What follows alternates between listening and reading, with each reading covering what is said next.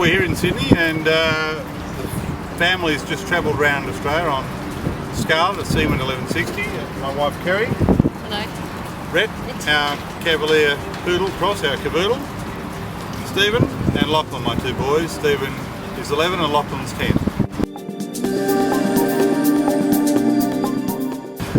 When we get back, it'll be 12 months, so we've done 11 of those 12 months so far. We left in May, and we'll be getting back at the last day of April.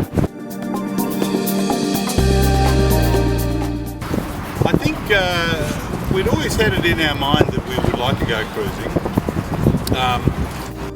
The boat was a charter boat, and we decided that we'd take it out with a view to going cruising. There was a couple of things that prompted us. One is the age of the boys, and also there was planned to be an around Australia rally on at the same time, which subsequently got deferred, but we pretty much followed the itinerary of that along the way at this time.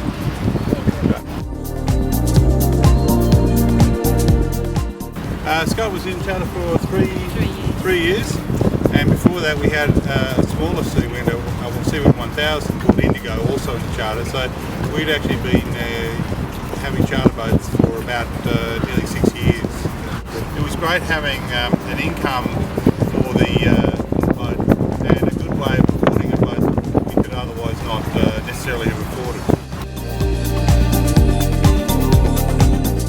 For us, the real highlight was Kimberley's, and then surprisingly the Southern Ocean, across from particularly Albany across to the Great Australian Bight. We had a wonderful time cruising around there, and that was really, I think, quite unexpected, wasn't it? We were expecting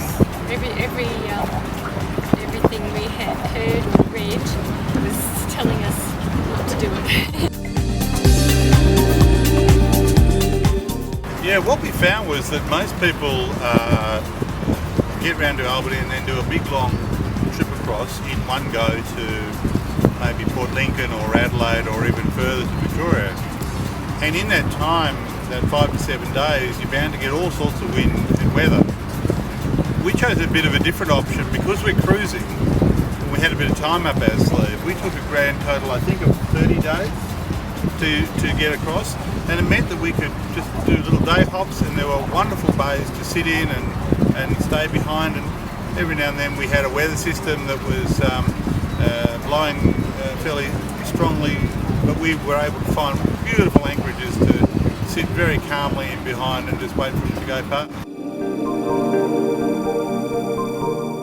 Well, we catered for 50 days and had everything that you would have in a normal household, but I found that with what's on the Seawind already, with the refrigerator and the 2 freezers plus the drinks fridge, we managed quite well. And, we're having roast dinners and beef stroganoff and curry chicken, and we had barbecues and things, and we did catch a couple of fish. We chose to get have a water maker and a generator, and we actually have air conditioning fitted to the boat, so that's nice, particularly in those times when you've got a bit of rain or there's some insects. It's nice to be able to close the boat up. But by and large, the boat as it came was fantastic. I mean, there was very little we needed to do. After being in the charter fleet for 3 years, we got new sails because they'd been fairly heavily used, and we changed some halyards and things. But it was really just normal wear and tear. There was very little that we needed to do to the boat to get it ready for such a long trip.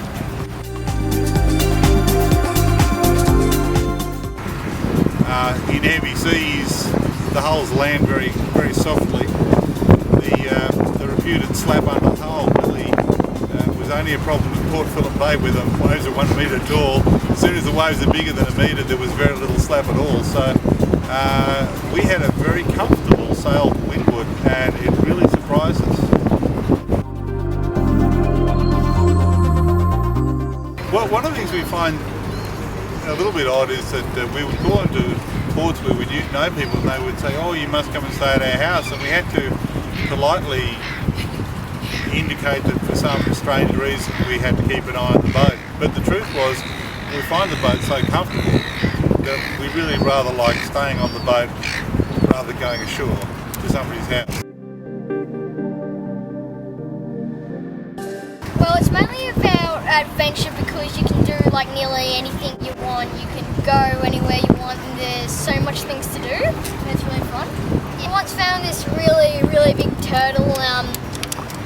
Like it was actually quite a good spot. It was sort of hiding in a place, and then we just went, like I called everyone over, and then we just went and snorkeled with it for a while. It was obviously an old one because we got to pat it and it's fun.